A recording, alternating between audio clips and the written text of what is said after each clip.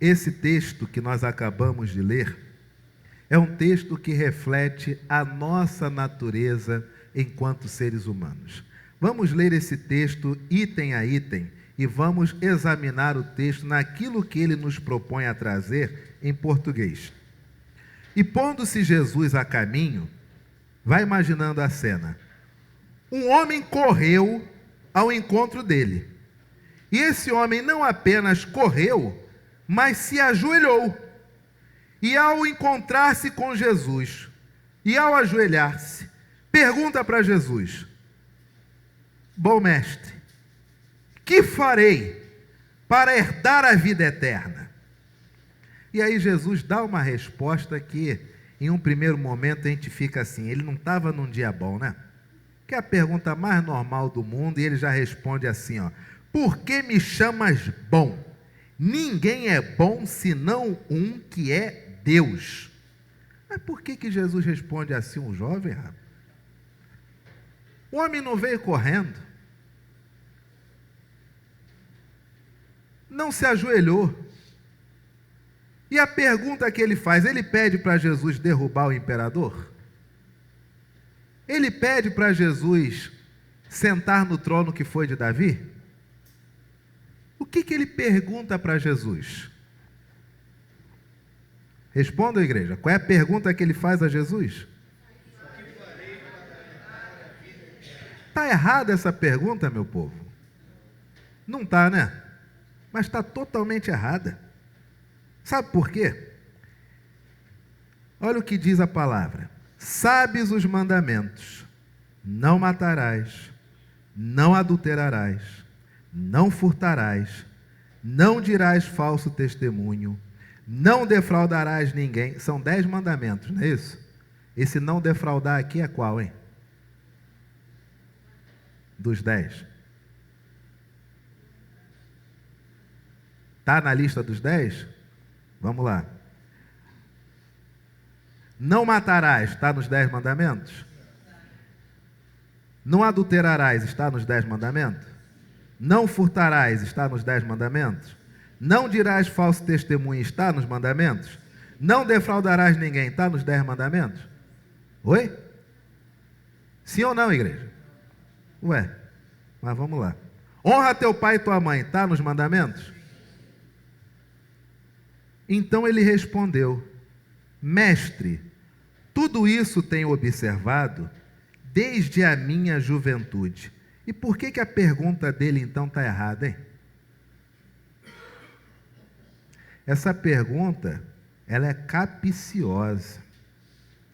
Ontem, conversando na classe de novos diáconos, de estagiários ao diaconato, existe um dom que um oficial da igreja tem que ter, ou necessita saber que existe para acessá-lo, em sendo necessário, e se Deus o abençoar, que é o dom do discernimento. Você tem que discernir as intenções daquilo que é dito ou do que é feito, porque a pergunta ela é capciosa. Qual é a pergunta que é feita? O que farei para? Vida eterna se herda? Eu ganho do meu pai, é isso? Eu herdo a vida eterna? Alguém herda a vida eterna? Mas o rapaz não sabia o que estava falando quando perguntou isso, ele é inocente? Mas o texto vai dizer para nós. Ele respondeu: mestre, todos esses mandamentos eu tenho observado desde a minha juventude. E Jesus, fitando-o, o amou. Você imagina Jesus olhar bem no olho do indivíduo, olhar dentro do olho do indivíduo e amar o indivíduo a ponto dos seus olhos o fitarem e os olhos expressarem o mais profundo amor por aquele indivíduo. E Jesus, fitando-o, o amou e disse: só uma coisa te falta. Vai, vende tudo o que você tem, dá aos pobres e terás um tesouro no céu. Então vem, ou então volta e anda comigo. Ele, porém, contrariado com esta palavra, retirou-se triste, porque para ele não havia fundamento teológico. É isto? Retirou-se triste, por quê? Porque para ele isso não estava nos demais mandamentos, é isso? Retirou-se triste, por quê? Porque ele era dono de muitas propriedades, ele era o magnata, era o bacana, ele tinha a bala na agulha, ele era o mala, ele era o homem do momento, ele era o milionário da ocasião. Só que naquela época não existia mobilidade social. Não é hoje, com esse capitalismo selvagem, que você começa vendendo aqui meio doce, vai vendendo, e você pode, dali a anos, dizer que tem 3 lojas, 4 lojas e começou vendendo doce no sinal. Nessa época isso não acontecia. Você tinha que nascer rico, ou casar com alguém que era rico, ou você conseguir ter algo que lhe trouxesse riqueza, ter, achar, ou ter, matar, algo que lhe trouxesse riqueza. Por isso que a pergunta desse homem, ela é capciosa. Por quê? Porque provavelmente ele é rico porque herdou. E aí ele olha para Jesus e diz, é mais uma forma de eu fazer o quê? Herdar.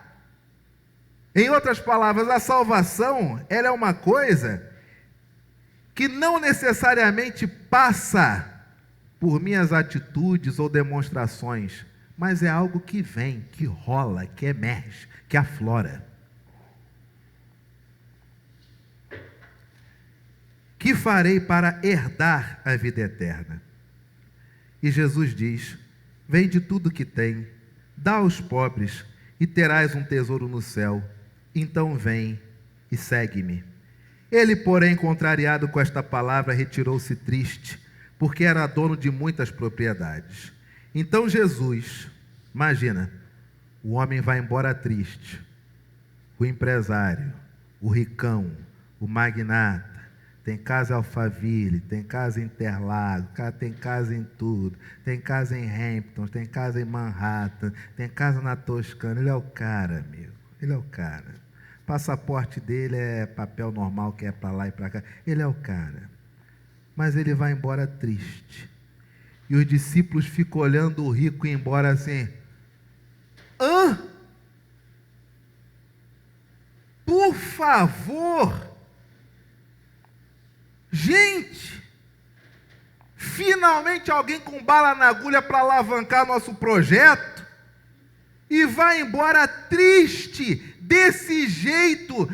Gente, não dá para deixar esse homem, não dá para deixar Jesus sozinho com ninguém, porque é assim, bate com ele, a pessoa vai se embora. Mas se é pobre, ele carrega.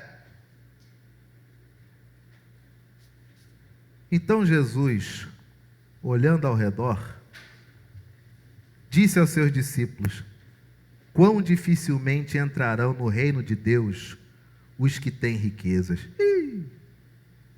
Os discípulos estão andando com Jesus, que eles querem o quê? O que eles querem? Lavar pé de pobre todo dia? O que eles querem? Jesus é o Messias. Messias mora em palácio. Messias tem ministros. Os discípulos serão o quê? Os ministros. Aí Jesus diz, quão dificilmente entrarão no reino de Deus os que têm. Os discípulos, verso 24, todos, os discípulos fizeram o quê? Estranharam estas palavras, mas Jesus dobra a aposta.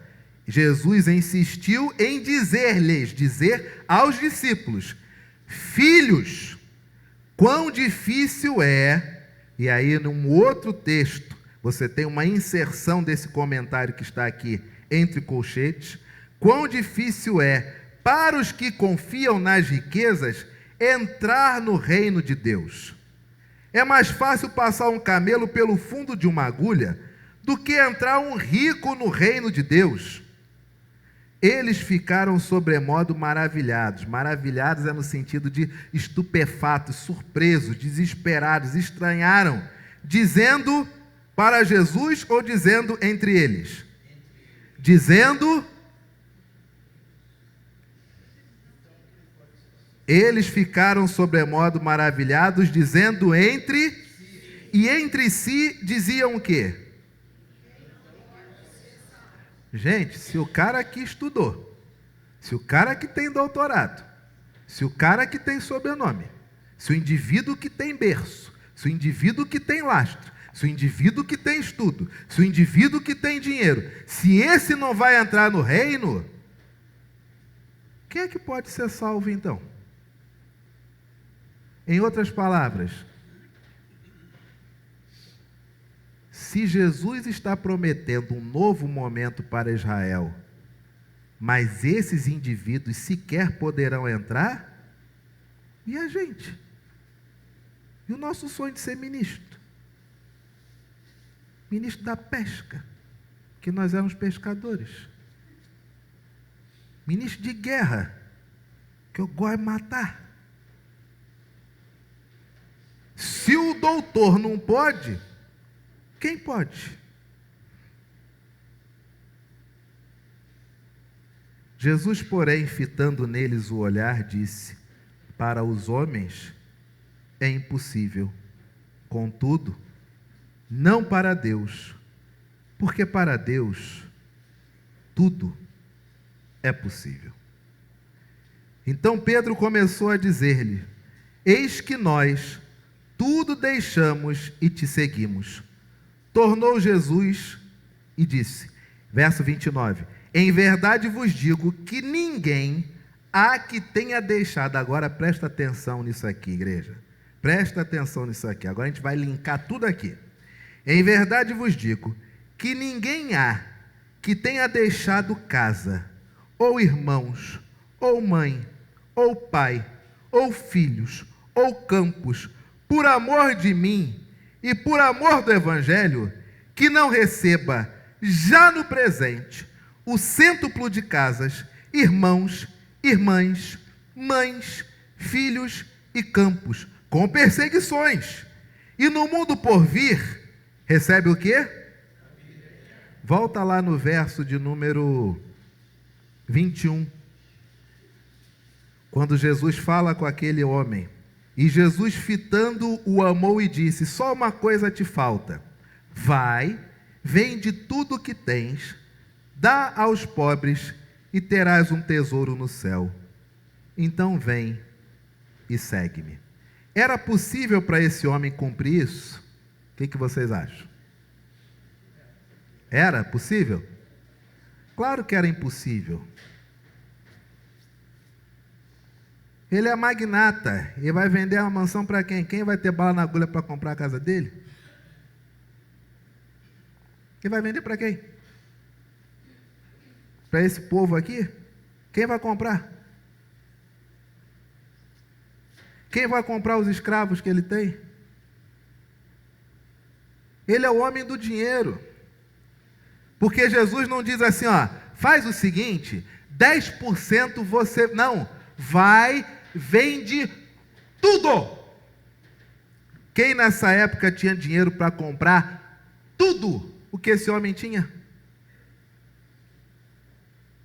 É uma coisa que parece impossível. Porque, ora, quem pode comprar tudo que um milionário nessa época aqui da história, não é hoje não, não é hoje.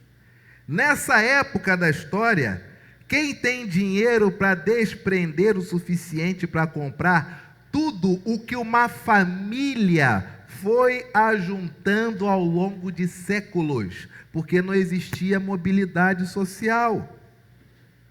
Era tão impossível isso acontecer, que a única forma de você conseguir bens que pertenciam ao outro era matando o outro. Ou então fazendo o quê? Os casamentos arranjados. Porque aí sim, aqueles bens seriam divididos entre aquelas famílias. Aí vai Jesus e diz para o rapaz vender tudo. E tem gente para comprar tudo que esse homem tinha que vender? Claro que não. Mas olha que curioso. Tornou Jesus, verso 29, Em verdade vos digo, que ninguém há que tenha deixado casa, ou irmãos, ou irmãs, ou mãe, ou pai, ou filhos, ou campos por amor de mim e por amor do Evangelho. Talvez se esse homem começasse a tentar vender suas coisas, ou chegasse à conclusão que não teria como vender tudo, porque ninguém teria condições de comprar tudo de uma vez só, como Jesus mandou, talvez ele voltasse a Jesus e dissesse o quê? Não tem como eu te servir usando essas coisas que eu tenho? Não tem como eu me desfazer dessas coisas já no serviço com o Senhor? Se o Senhor está andando e encontra alguém, o Senhor abençoa essa pessoa, mas ela não tem casa, eu já não posso dar uma casa minha para ela, isso já não é uma forma de acontecer? Mas ele nem tentou. Ele foi embora triste, porque era dono de quê? De muitas propriedades. Guarda esse versículo. Semana passada, fizemos a leitura de uma reportagem que saiu nos tabloides alemães e foi traduzido para o português por pelo menos 2 sites brasileiros. A pessoa que me encaminhou a reportagem em português só me encaminhou a reportagem em português porque tinha lido na língua onde ela mora, que ela mora na Alemanha, e me encaminhou os 2 links, até para eu comparar para ver se eram iguais. Não sei falar alemão, então logo, para mim, são iguais. E nós lemos na semana passada, e foi matéria de capa do nosso boletim, essa triste realidade para o povo alemão. Não somente o povo alemão, mas para o povo protestante no mundo inteiro. Alemanha, 10.000 templos católicos e protestantes devem fechar nos próximos 10 anos. Quem diz isso é a Associação de Igrejas? São os concílios? É o irmãozinho que gosta de ser futurologista? Não. São as associações de classe de arquitetura e engenharia, que é onde já está rolando o dinheiro para poder se desfazer desses templos todos. E na semana passada, lendo a reportagem diz que a principal razão disso é a queda contínua no número de membros devido a saídas voluntárias, além de falecimentos e baixa natalidade. A reportagem também diz que já no ano passado, 603 templos católicos romanos e 444 locais de cultos da Igreja Evangélica Alemã já não são mais utilizados para cultos, foram desconsagrados. No ano passado já rolou isso. E até 2033, as associações de classe de arquitetura já projetam que 10.000 templos vão deixar de existir. Desde 2006, a Diocese de Essen já havia anunciado que não conseguiria financiar 1/3 dos seus edifícios. Quando colocamos esse link no YouTube, recebi alguns comentários, dizendo o seguinte: finalmente foi feita justiça. Lutero dividiu a Igreja Católica e agora a Igreja Luterana acaba. Viva a Igreja Católica! Não entendeu nada. É a Igreja Católica e a Igreja Luterana que estão acabando. São as duas.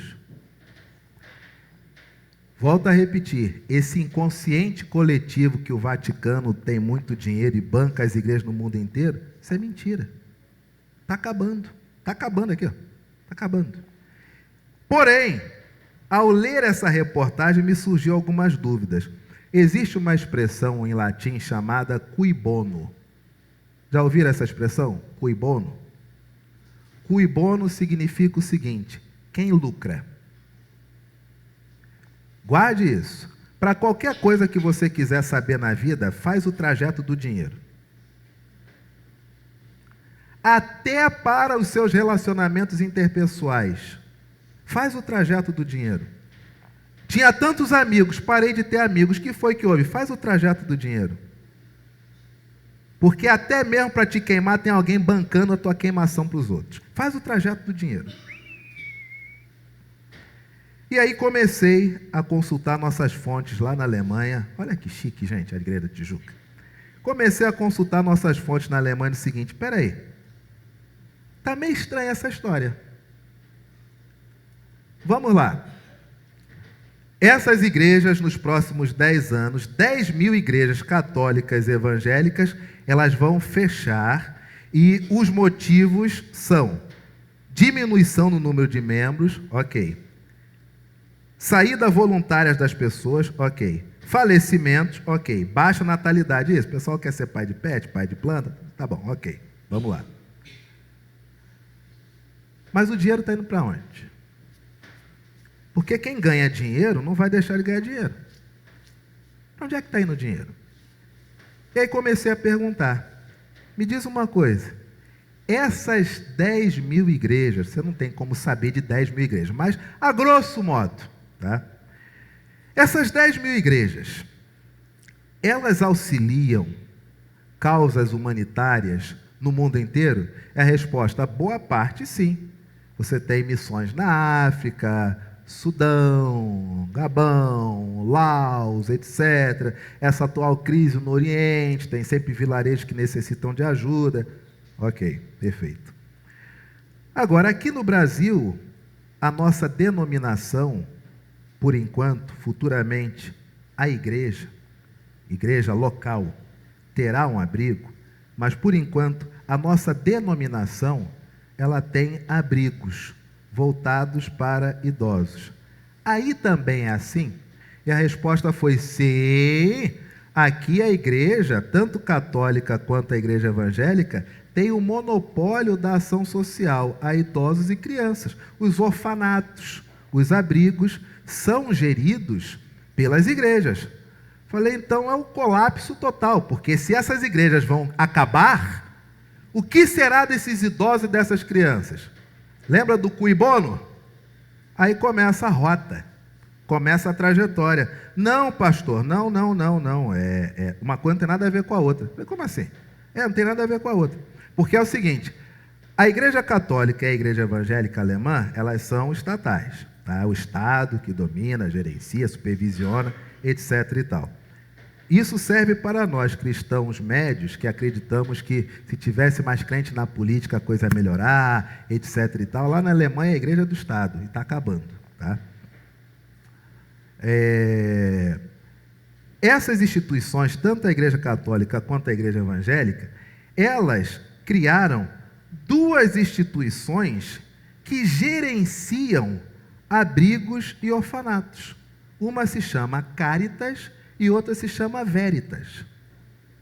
Essas duas instituições, elas gerenciam os orfanatos e gerenciam os abrigos. Ah, perfeito. E é o governo, então, que paga essas instituições, e ela disse, mais ou menos, se a aposentadoria da pessoa não é o suficiente para que ela esteja em um abrigo, se ela for idosa, por exemplo, a aposentadoria já vai para o abrigo e é descontado dos parentes o valor até que se complete o valor mínimo para que aquele idoso esteja no abrigo. Deu para entender até aí, gente? Está dando para entender? Perfeito. O que ocorre com isso? Como eles, tanto essa Caritas quanto essa Veritas, têm o monopólio de abrigos e orfanatos, aí monopólio pode até ser uma palavra mega forte, tem sempre um ou outro aberto que não é deles, mas vocês entenderam, né? Então vamos lá. Como eles têm esse tipo de monopólio, vamos colocar a imensa maioria, a esmagadora maioria, a maioria plena desse lance todo, sabe o que acontece? Os recursos saem dos cuidados aos idosos e dos cuidados aos menores. Então, o investimento em home care é gigantesco, mas pertence a eles. São donos do negócio. E aí eu pensei, então, peraí, eu não estou entendendo. 10 mil igrejas vão fechar, porque não tem mais gente para frequentar, não é isso? Isso. Então, a minha conclusão foi que se não tem mais gente para frequentar, logo não tem dinheiro para sustentar os obreiros e o patrimônio físico, obra, etc. e tal. Por isso elas vão fechar, não é isso? Então, é isso, mas não é bem isso. Na verdade, não é muito isso. Perfeito. Então, essa Caritas e essa Veritas, elas têm, então, muito dinheiro, é isso? Elas estão milionárias, pastor. Perfeito. Se elas estão milionárias e elas, na verdade, elas pertencem às igrejas, então as igrejas não vão fechar por falta de dinheiro. Porque elas têm dinheiro. Se elas têm dinheiro e as igrejas vão fechar, por que que elas não mantêm as igrejas abertas enquanto ainda há gente que queira ir nessas igrejas? Tem 15 pessoas. Foi a igreja que nos fundou, então vamos manter essa igreja aberta para que essas 15 pessoas permaneçam indo. Até porque o abrigo ou o orfanato não é dentro da igreja, no local do templo, então não atrapalha em nada. Tanto é que já existe. Ora, se elas são a Caritas e a Veritas, que são da igreja católica e da igreja evangélica, se elas estão milionárias, porque as pessoas estão cada vez mais idosas, cada vez precisando de abrigos, cada vez mais usando home care, há menos jovens, então logo o dinheiro se concentra na mão do cuidado ao idoso lá. Então por que elas não mantêm a igreja aberta? Já que o dinheiro para manter a igreja aberta é pouquíssimo. É patrimônio e obreiro é estatal. E sabe qual foi a resposta? Então, pastor, esse é o ponto. Para eles não é lucrativo manter a igreja aberta. Falei, eu sei, não é lucrativo, mas eles já estão com muito dinheiro. Então, seria até quase que uma obra, aspas, de caridade deixar a igreja toda aberta para 20 pessoas adorarem a Deus domingo de manhã e acabou. E ela... pastor, mas só que tem um porém, para eles não é vantagem. Mas por que não é vantagem? A igreja não vai trabalhar com vantagem, é somente para as pessoas. Então, pastor, mas segundo eles, eu falei, não, já entendi. Sabe por que eles não querem? São duas instituições que foram criadas pelas igrejas, para gerirem as obras sociais da igreja. E agora que as obras sociais da igreja concentram toda a renda, ou parte de uma renda bruta do povo, e as igrejas não têm quase ninguém indo, eu já entendi por que para eles é conveniente fechar. Porque na cabeça dessas pessoas que estão gerindo essas instituições, a igreja perdeu significado.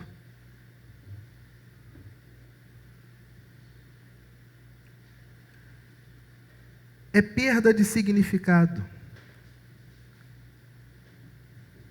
Não é manter aberto porque, afinal de contas, Lutero não tem mais sentido, não tem mais significado. Não é manter aberto porque aqui recebeu-se a primeira cópia da confissão de fé que foi feita em Westminster.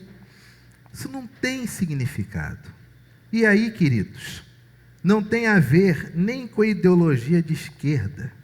Se você acha que isso está acontecendo porque a esquerda dominou, já te falei, esquece essas categorias rasas, é muito mais profundo. Esquece. Se você acha, não, é a direita porque eu... Esquece, não tem a ver com a esquerda nem com a direita. E talvez você diga, é um plano satânico, os satanistas estão infiltrados. Você está vendo aí, recentemente, as reportagens de como esse povo... Esquece também o maior inimigo das igrejas no século 21, que nós temos comentado como Igreja da Tijuca desde 2021, e cada vez mais falando, insistindo, e agora chega a realidade de fatos comprovados, que o maior inimigo da igreja protestante no século 21, ou aliás, da igreja cristã no século 21, ele não é nem esquerda, nem direita, nem satanismo. Ele começa com A e termina com teísmo. Por que a igreja perdeu o significado? Porque para essas pessoas, Deus não existe.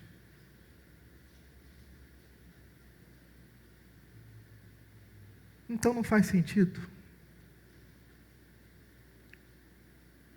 Por que manter aberto um local que é para adorar um Deus que na cabeça deles não existe? É o ópio do povo.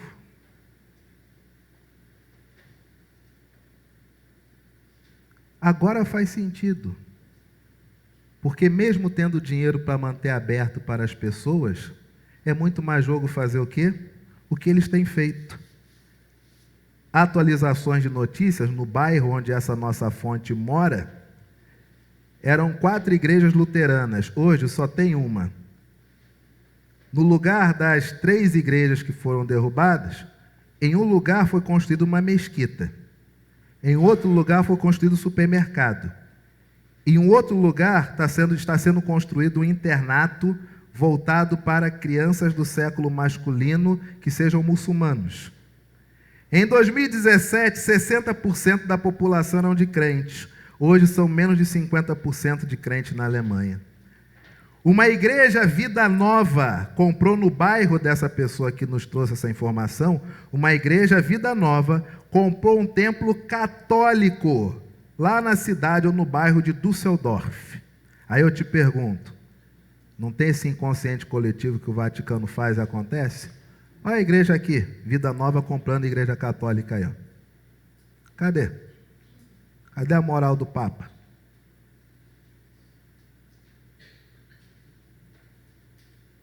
Igreja Vida Nova comprou um templo católico.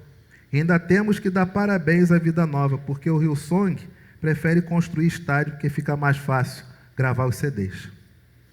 Os DVDs, os Blu-rays, é mais fácil o jogo de luz, jogo de cena, fumaça, balangandã de dancinha.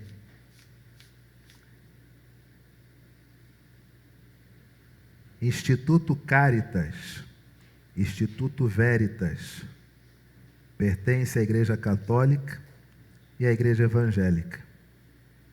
Gerenciam orfanatos, abrigos e instituições de saúde.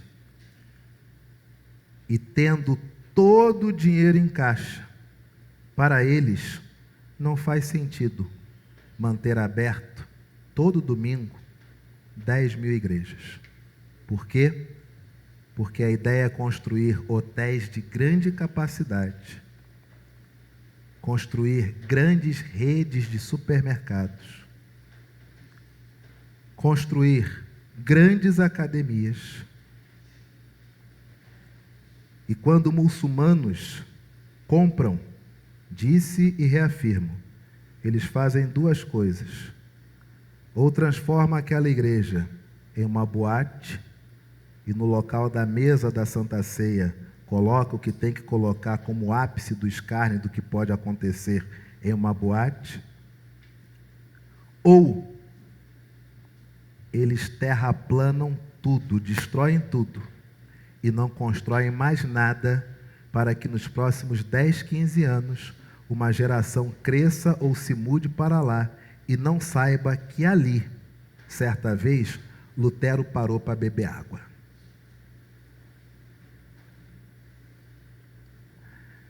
A igreja luterana ensaiou retornar à igreja católica no início do século, como forma de tentar aumentar o seu envolvimento no meio do seio da comunidade alemã.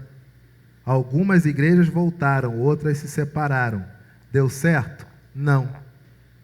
Igrejas resolveram ordenar mulheres como forma de demonstrar que estavam mais abertas às vontades e anseios do povo, e aí sim, quem sabe uma igreja demonstrando que é mais aberta às vontades e anseios do povo, acabe a intolerância religiosa e a igreja passe a ser vista com bons olhos.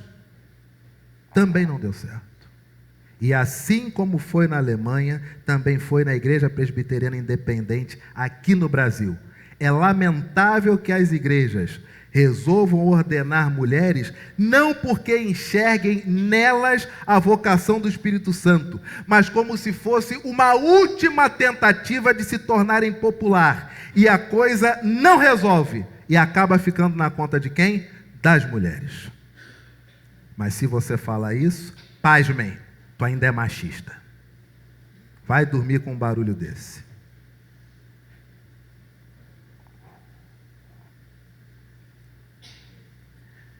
Igreja, essas informações alemãs, que curioso, né? Elas fazem total sentido com o texto que nós acabamos de ler. Porque havia um homem que era rico e preferiu não se desfazer do que tinha para estar com Jesus. Hoje há instituições milionárias que só enxergam o dinheiro e sequer reconhecem a presença de Jesus. Ateísmo, especialmente para os pais de jovens, adolescentes e principalmente crianças. Por favor, atenção. Abram os olhos com relação ao ateísmo. Antigamente, o ateísmo era apenas aquele indivíduo vestido de uma amargura que dizia: se Deus existisse, tinha salvado minha mãe, tinha salvado meu pai, tinha me salvado. Logo, se o mal nos aconteceu,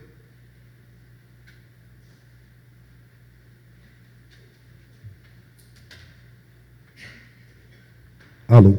Logo, se o mal nos aconteceu, não existe Deus. Isso é passado. Você quer saber o que é o ateísmo hoje? Vou te dar 2 palhinhas do que é o ateísmo hoje. Vamos lá. Igreja, o mundo, quando foi criado, Deus criou o mundo perfeito, não é verdade? Sim ou não? Quando o homem pecou, e aí sim, o mal entrou no mundo, não é verdade? Antes o mundo não existia o mal. Depois que o homem e a mulher comeram aquele fruto, o mal entrou, não é isso? Errado. A árvore era de conhecimento do bem e do quê? O mal já existia. Aí o ateu faz uma perguntinha dessa para você. E aí, pela sua resposta, ele diz: não vale a pena conversar, não conhece a própria Bíblia.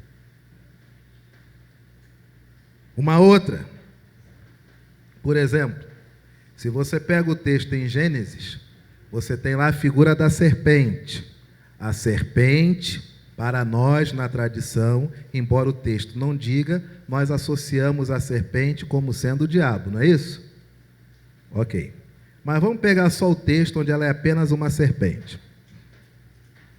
A serpente diz para Eva que se eles comerem, eles serão conhecedores do bem e do mal e serão como o quê? Serão como Deus. O diabo é o pai da mentira, não é isso?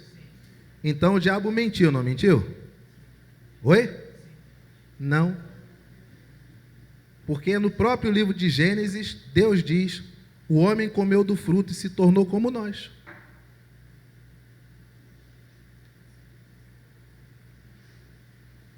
Isso é o ateísmo. O ateísmo hoje não é alguém que não quer saber da Bíblia, porque se Deus existisse, teria melhorado a vida dele. Não. O ateu de hoje, ele conhece esses textos no hebraico, no grego. E pergunta para você se você quer debater no grego ou no hebraico. Esse é o ateísmo hoje. Que as nossas crianças têm acesso pelo YouTube. Que os nossos adolescentes têm acesso pelo YouTube. Que os nossos jovens têm acesso pelo YouTube. E que nós, os pais, nos colocamos às vezes num patamar do seguinte: isso não vai acontecer com meu filho, isso não vai chegar com meu filho. Papai, mamãe, nós somos Igreja Presbiteriana da Tijuca. Sobre nós repousa uma tradição de um presbitério que tem 3 séculos de atividade ininterrupta.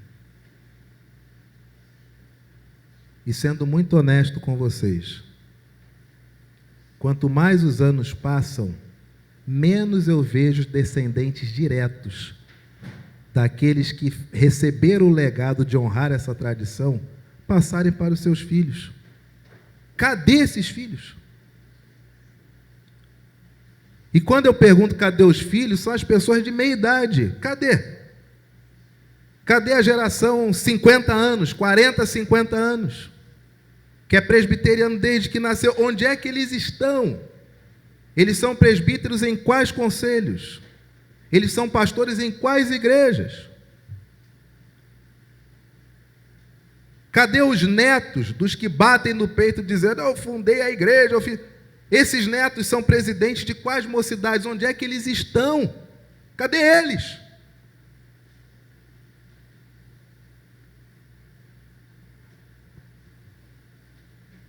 Enquanto nós nos dividimos, pensando estética, pensando luz, pensando cor, pensando fumaça, no berço da reforma protestante, tem data para acabar o cristianismo. Isso chegará no Brasil, e para variar, de forma muito pior. A palavra do Senhor, em Marcos, capítulo 10, dos versos 17 a 30, Jesus diz aos seus discípulos, em verdade vos digo, que ninguém há que tenha deixado casa, ou irmãos, ou irmãs, ou mãe, ou pai, ou filhos, ou campos, por amor de mim e por amor do Evangelho. Queridos, esse jovem, ele era rico. O que o rico, ele precisa para ter a plena certeza que ele é rico? Conferir seu saldo bancário? Isso faz ele ter certeza que ele é rico? O que é ser rico? O que o rico pode fazer que você, na condição de pobre, não pode fazer? O que é ser rico?